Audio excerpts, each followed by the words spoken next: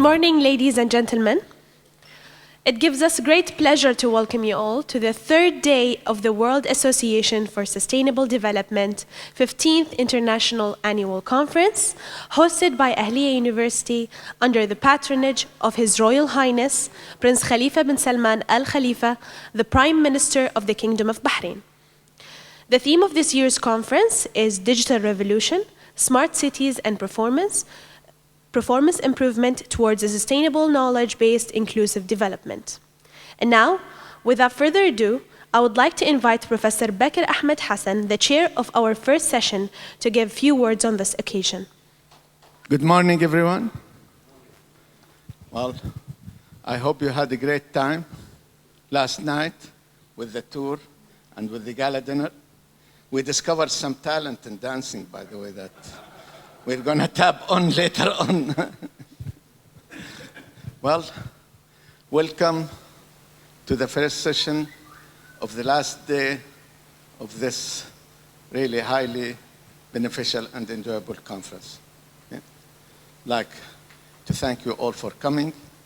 We have a very rich program for you before, as we have 3 distinguished keynote speakers with us who will share with us their knowledge. And just, we would not like to keep your time more until the others start coming from their sleep after last night. Maybe Huda will introduce the first speaker. I would like to invite our first speaker, Professor Ronald McQuaid, who will be giving a talk titled Graduate Employability in a Changing World. Professor Ronald, please take the stage. Okay, thank you, Huda. May I just give you a few words about Professor Ronald McQuaid? He just told me how to say it, so I hope I pass the test. Okay. Professor McQuaid will speak on graduate employability in a challenging world. Professor McQuaid is a professor of work and employment at the University of Stirling. That I almost failed that one. He got his BS from Lancaster University, his MSc from London School of Economics, his PhD from Harvard University. His research interests include employment and employability, the effects of aging population on labor market, entrepreneurship and economic development, and many other related fields. He has written more than 100 academic papers on the above subjects. It gives me great pleasure to introduce Professor Ronald McQuaid. Well, thank you very much for that kind introduction. I want to talk about graduate employability today, but it's actually quite an old concept. Generally, employability has been a crucial part of labour market policy for at least since the 1990s. Okay. For instance, many international organisations around 1990s and 2000, the European Union, OECD, ILO and UN all brought out employability strategies or policy documents. But graduate employability, then moving it on to graduates, has become really a major objective of universities and educational bodies since about the last decade or so. For instance, in the UK, we've had various funding bodies like the Higher Education Funding Council, the key performance indicators of universities have all included employability as a key outcome of graduates. And in fact, universities now seem to be more than just going to university to get a degree. It's about going to university and getting a whole package of things, such as a degree and better access to jobs or better ability to get a job. But employability is still a very fuzzy concept. It started about 1900, over 100 years ago. Employability was really seen as a dichotomy. You're either employable, you were fit to work, or you're unemployable. Just those 2 choices. And if you're unemployable, then you can get welfare payments, you're part of the deserving poor, etc. But then, in the middle of the last century, it moved on slightly, and in places like the US and parts of Europe, US and parts of Europe, we started referring to employability as the distance between where somebody was, so somebody who has a disability, a mental or a physical disability, and what's needed to do a particular job. And that gap was sort of seen as the employability gap. There were some other views of employability in France elsewhere. But since about 1990s, the concepts moved on to being about labor market performance. So are you ready for the labor market? And this has really been split into two types of employability. An initiative employability, which says, does the individual have the initiative, have the skills, etc., to actually get into employment? And also an interactive employability, which says that, well, employability is not just about the individual. It's about the availability of jobs, the circumstances in which people are actually trying to adapt to in order to get a job. So there's many definitions of employability, graduate employability particularly. And one definition, which is fairly useful, is Mance York, who argued that employability was a set of achievements, a set of skills, understanding, personal attributes that make graduates more likely to gain employment and to be successful in their chosen field. And that this will benefit both the individuals themselves, but also society, the wider workforce, and the economy. So some components of this definition which are interesting to look at are, first of all, it's about the probability. It's not about getting into employment, but only the probability of getting into employment or improving it. But it's about gaining employment, but also maintaining employment, staying in work, and attaining new employment later on in your life. So it's not just about entry, a graduate entering a job. It's about their whole career throughout their lifespan. So, just looking at some of these sets of attributes that are commonly brought out by university policy documents and other places. Many of the attributes they give to graduate employability, we've got to train up graduates to be autonomous, independent, and self-confident. They should be globally and culturally aware, so they accept diversity very easily. They have integrity. There's a moral dimension to it as well, because people should have integrity, and we should be inculcating that in a university. There should be curiosity and the ability to learn so that they can be adaptable throughout their life and their career. Problem solving, the ability to think creatively and critically are also key components. And moving on to more of the digital revolution, and the digital implications are the ability to communicate, both verbally but also through electronically, etc., and to network, and being digitally and IT literate. And finally, there's some enterprise skills, often based on Peter Drucker's work, which sees entrepreneurship as a form of behavior, which somebody who sees opportunities can systematically look for opportunities and then actually act on them. Because I think a lot of academics like myself, maybe we can see some opportunities, but we don't necessarily act on them. So what they say on employability is about also inculcating the desire and ability to act. Then there are also the hard skills that you learn in any discipline, the technical skills, the scholarship related to a discipline. And another component, final component of employability is work experience. But it does seem that more work experience is correlated with higher employment, a higher chance of getting employment. But this list is endless. It's just, every university can add to this list or detract from this list. And these are lists of individually focused attributes and skills. But employability, a student with employability doesn't necessarily guarantee actual employment. It only influences the chances of you getting that employment. So in addition to these views that are focused mainly on the skills and attributes of undergraduates, and I say these are particularly common among university strategies and practitioners, partly because A, they deal with the individual, and secondly, what can they influence? They cannot influence these other factors that maybe affect somebody's getting into work, such as labor demand or whatever, so they focus on what they can actually influence, and then they call that employability. However, there are other ways of looking at employability which actually to focus on what factors actually influence outcomes. So it's not just what the individual does, it's also about the opportunities out there.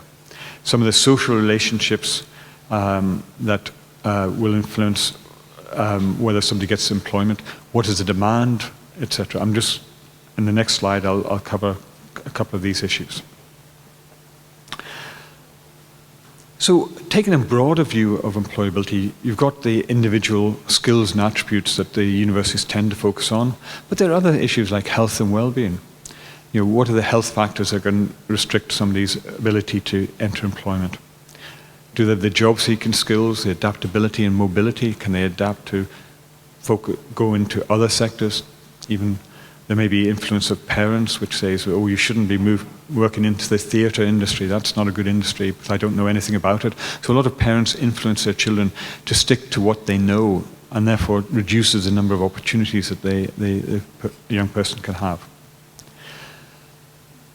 You've got personal circumstances, which are maybe childcare, household circumstances. You've got childcare or looking after parents, etc. You've got work or educational culture, and again, this goes back to the parents actually influencing the child, saying, don't move into that sector, don't move into another sector. You've got access to resources, which may be, you know, have you got relatives who can help you to get introductions to certain employment opportunities? Do you have enough money, financial resources to do an internship? Huge debate in the UK now is actually trying to stop unpaid interns, because the only people who can do unpaid internships are people with relatively large amounts of money. So if an internship is an entry into a job, and when you interview people, you say, these people have had an internship, therefore we should be employing them first. What you're really doing is saying, well, people who've got enough money to be able to afford to work for 6 months for nothing should be getting the job, and other people who cannot afford it and had to work don't get that job. So there's a huge equity issue of using interns, and that's quite a big issue in the UK at the moment. But these access to resources influence your ability to get into work. But also there are external factors, particularly demand factors. So is somebody employable? If there's a very tight labour market, not many people applying for a job, an employer might say, yes, we will employ this person, they're employable. However, if there are many, many unemployed graduates, etc., lots of people applying for the job, an employer may say, well, I want somebody to make the tea, so instead of getting a graduate to do that, I want a PhD to do that. So they just set the bar much higher. Now the people have not changed, but the employers change what they expect simply because of the state of the labour market. So in a way, you cannot think of employability purely in the abstract. Whether somebody can get access to a job and is considered employable does depend on the state of the labour market and the views of the employer. The last group of things I wanted to briefly talk about today were some of these external things. What actually influences the future employability of a young graduate? It seems to be quite tough nowadays, although to be honest, it was very tough in the 1980s, I think even tougher than it is now for many young people. So what are the factors maybe are influencing the future of young graduates and their employability? So I'm going to look at three things. So the first one is a bit about the demographics. That'll be the longest just because it takes longer to explain. Then looking a little bit about artificial intelligence, very briefly, and then really about how people learn. So taking the first one, the longest one, which is about demographics. You've got a very common picture here. This is Scotland. And partly because I'm from Scotland, so we're using this. But it does illustrate a point. So here's 1911, the traditional population pyramid. So you'll see these are the males, these are the females. And you'll see most people are very, very young. Not to 14, huge numbers.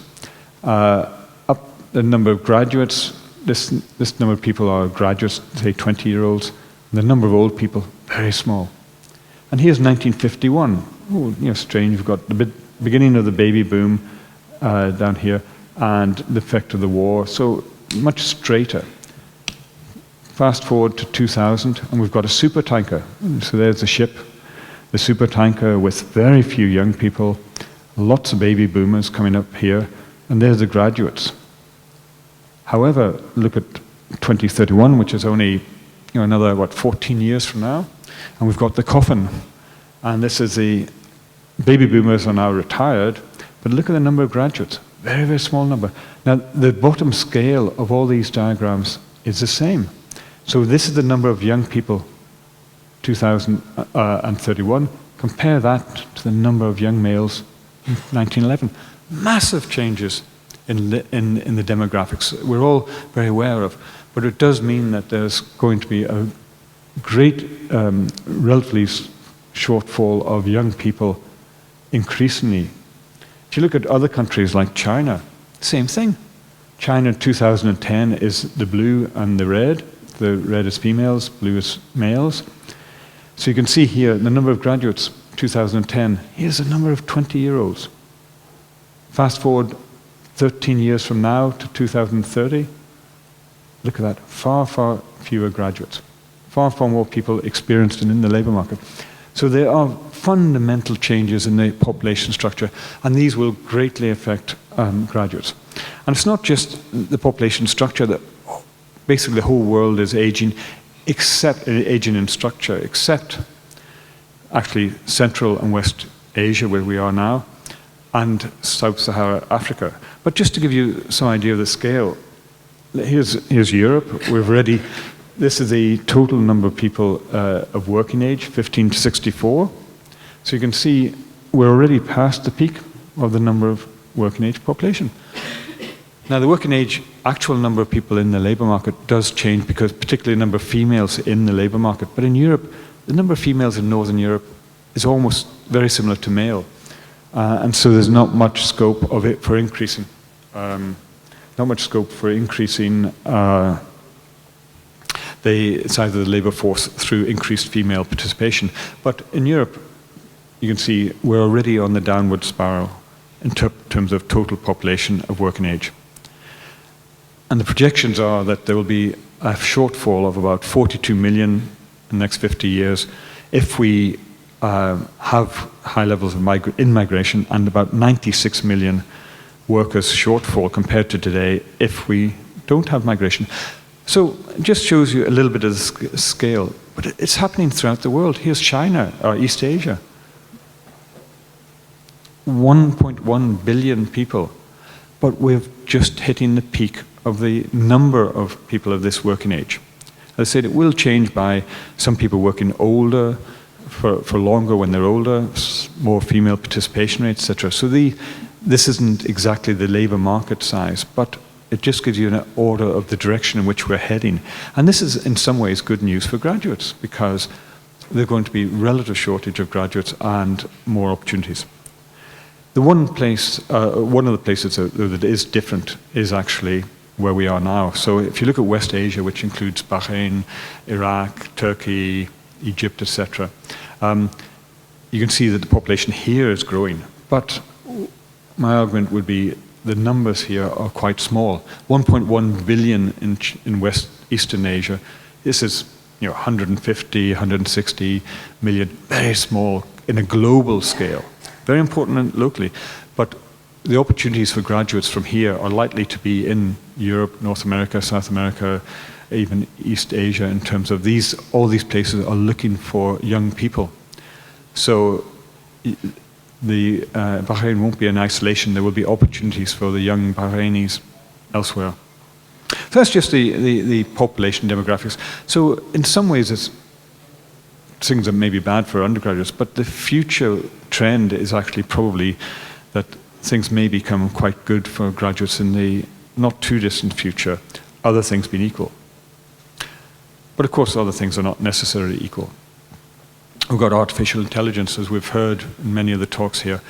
The projections for massive job cuts, possibly due to artificial intelligence, machine learning, etc. And 47% of US employments are at risk, according to Prey and Osborne, quite a well-known study of a couple of years ago. And they looked at the characteristics of jobs and said which ones are easy to change. The least likely to be replaced by artificial intelligence are ones that have to take very bespoke skills. So an emergency management director, nobody knows what emergency is. You can't program a computer easily into saying, it will be this type of emergency or that, because by its nature, things will change. So very difficult to automate.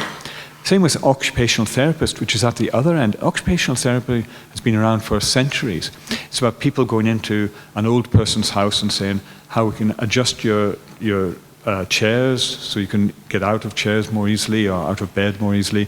What type of knives and forks should you have? Sounds very basic, but the thing is that every single person that occupational therapist goes to is a totally bespoke solution. So it's very difficult to computerize because every individual has different psychological and physical characteristics, and therefore whoever responds to that has to be aware of all of these things. Very difficult to get an AI, artificial intelligence, to automate that. So there will be some of these jobs that are at threat from high level and some at low levels. The jobs that are most likely to be got rid of are telemarketers and tax preparers, because the tax laws are fairly clear. Put that into a program and that's your answer. But there will be others, like certain diagnostic factors of doctors, lawyers, etc., will be heavily influenced. Using the same methodology, they reckon that 35% of UK jobs could be automated within 20 years. Although in some places like London, probably 30%, some industries much more affected. Now these are all, in a way, guesstimates, of course, and the reality won't necessarily reflect these figures. But it does give an indication that with machine learning accelerating potentially at exponential rates, we could have a major impact on society. And driverless cars, we talked about yesterday, 5 million truck drivers in America could be affected. Now, this could lead to mass employment, but I think this is probably unlikely given the history of the world.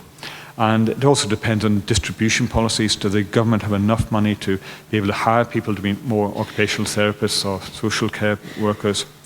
So will they get enough revenue to be able to do that? Another solution could be low income. However, alternatively, it could be that there will be new jobs that we haven't even thought about, new industries and new sectors. So in 1890, if you were looking after horses, horses have been around for millennia, 2,000 years with horses. They're main means of transport. There are stables everywhere. We need lots of people to feed the horses, to look after them, because they're the main means of transport. 1890, it's been a job for 2,000 years. It'll be there forever. Well, it wasn't. They say that the problem was in New York.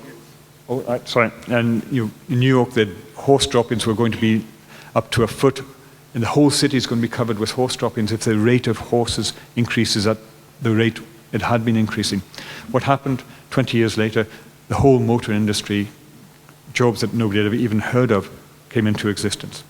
So there may be a lot of new jobs, but we don't know what these are. We don't know what employability skills will be needed for these, other than issues like creative intelligence, also social intelligence of working with other people, and physical dexterity, where it's quite difficult to get computers to replace us. So these are some of the issues that we really don't know, but how do you actually arrange graduate employability in order to meet these future unknown needs?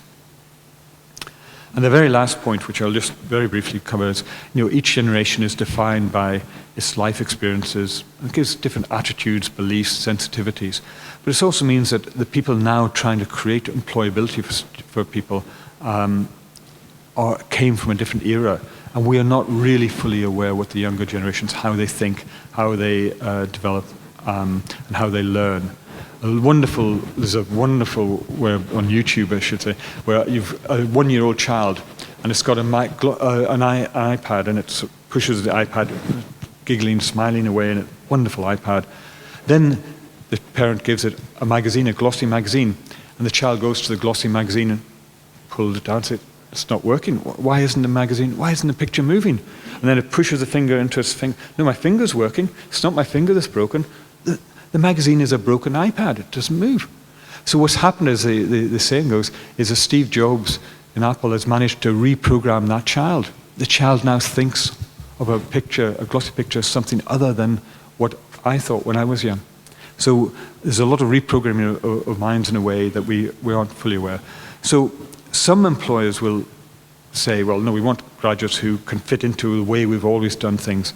But other employers will actually be ahead of us, and they'll be looking for graduates that we aren't even aware of what the needs are. So I think there's a lot of change that university would have to make, but would say the university has been around for many years. It's changed over time. We had an industrial revolution. We had medieval universities, and we had an industrial revolution with the new universities like in UK, Manchester, etc., which were more scientific, more technical universities. So universities do change. It just takes time for them to adapt. So in conclusion, there are many narrow versions of employability, and they focus on skills and attributes of graduates. But that's because the institutions are looking more at what they can change rather than what is actually needed for the graduate. The graduates are entering an uncertain world with occupation and industries that we don't even know that don't even exist today. So the digital revolution will impact graduate employability by leading to changes in what employability actually means, how universities and others support it throughout life, not just at the beginning. So again, universities probably, the skills will not be just, you take an 18-year-old and they come out a 21-year-old. It'll be like MIT 25, 30 years ago. At MIT, what they did was they said, any engineer who qualified 10 years ago knows nothing about engineering except the tiny little specialty they're in today. And same for every professional. So they had refreshment courses say, you graduated 20 years, you've now been doing this tiny little bit of electronic engineering which you're expert at, but you don't know what else has happened in the field. So you come back for a 2-week course to refresh the broad view of engineering. So I think the way universities treat alumni, it won't be just as a source of money to get, but there'll be a source of how do we continue lifelong learning at a high level. And finally, teaching must go beyond employability, though, because universities should deal with wider societal issues and the need to develop graduates both in a moral and critical thinking throughout their lives. So we shouldn't just be thinking employability is the main purpose of the university. It's only a small component of what we need to do. So thank you very much. Professor, thank you very much. It's an interesting, of course, to talk about employment, and I want to make reference to this part of the world. You read what the World Bank and the United Nations are trying to suggest, that by 2030 we need to create 100 million jobs in this part of the world, in the Arab world. And this is probably one of the greatest challenges that's facing this part of the world or these countries. Now, if you look closely at employment, they always tell you that almost 70% of employment in the public sector. Now we are talking about employability, and we are talking about university graduate with highly skilled. Most of those who graduate from universities probably, they don't fit into the government sector, which are most of the people who are employed here in this part of the world. Now, the other things, when we speak about the developing countries, because this employability has become just like fashion. Everybody is talking about, and I'm not being able to understand what is really they are talking about. Employability of a graduate. The question, are universities responsible for finding jobs for students? That's not their job, basically. You are training students. And most of the skills that we are talking about today are highly skilled, only fit within certain sectors. Within certain sectors in the society. And here I'm talking about the developing countries, where the majority of the people, they live in rural areas. And most of the skills that you mentioned may not necessarily be of benefit to these countries. Right. I think, much of what you said, I think is very, very sensible. I think maybe my last point was that the role of the university is not about just increasing employability. I think a lot of what is counted as employability is really training, which is not the role of the university. I think the role of the university is education and for the lifelong thinking skills of the student. I think that's absolutely fundamental, and I totally agree on that. I would say that looking more at the developed countries, a lot of it's come out of employers saying we don't have graduates who are meeting our needs. One answer to that, though, is actually, well, maybe the employers have to do a lot more induction, a lot more training themselves, and they shouldn't be expecting somebody to come out and meet their needs exactly. Because they've got very short-term needs, and what education is about is lifelong. So it's not teaching you how to use the latest package of Word on Microsoft. That's training. It's about using the idea of being able to express yourself in written ways, using programs, etc., is more about education. So I think there's a danger of employability having too much influence on education. However, we must also make sure that we help students to adapt to a future of change. And this is where creative thinking, I think, is very, very important. I would also mention about enterprise, because you said most of the jobs in the developed world are in the public sector. So part of employability is actually about making people more enterprising in a way, looking at opportunities and thinking about where job opportunities outside of the public sector may be. But I would be very careful about this, because in Scotland they had a development agency said, okay, we want to make students more enterprising, so we're going to fund every university in Scotland to include enterprise skills in every module of every course in Scotland. And what they did was they came along and said, right, here's all the money to the university, let's do it. You must include enterprise skills. And we got someone who's teaching ancient Greek history. And they would say, we were in staff rooms, and you'd say, what is enterprise skill in ancient Greek history? Is it about people who set up shops in Greece? What is it all about? And nobody knew what they meant by enterprise skills. And the whole program was a disaster, because they didn't explain what they meant by enterprise skills. And then maybe several months later, they eventually said, oh, it's about presentation skills and group working and all these. But they hadn't defined that at the beginning. So they lost all support of their staff. They caused confusion, and it was a total disaster. So I think when people do start trying to influence a particular aspect of employability, it can also be backfire and have a very negative effects. But okay, sorry. Yeah, I just want your comment. Thank you very much for your presentation, Professor McQuaid. I cannot reconcile, just following on what Professor Amr and yourself said, I cannot reconcile employability with the universities, with entrepreneurship, with the demand and the politics of the whole situation. Now you say there will be opportunities for young people in the West and Southeast Asia from this area of the world because of the birth rate and the demographics. Yet, the political situation and all the demand as well, not only how to, we try to do the same things as Western universities and Eastern universities, yet our model that we have in these countries is just totally different. The way government operates is totally different. The funding for universities is really non-existing for private universities, if you like. So how do we reconcile all of this? How can we follow the same model, yet our infrastructure for all of that is not the same? Yes. Well, very briefly, I don't think I'd be able to even answer that if I had a long time to speak. But I do think that you're quite right in that we really have to adopt the suitable model for your local circumstances. So I think that's absolutely crucial, that you take bits of other models, but you do have to adapt them to your own circumstances.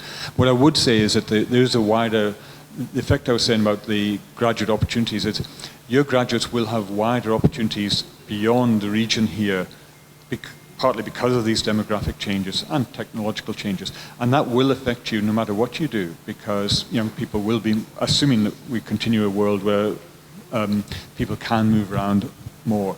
But I would say it's going to be extremely difficult to reconcile all these employability and enterprise, etc.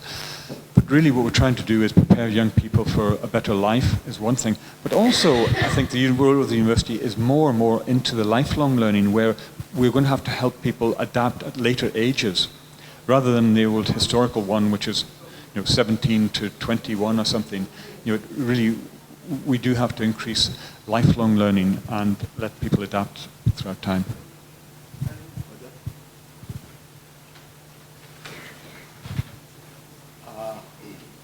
Okay, we have just only one. I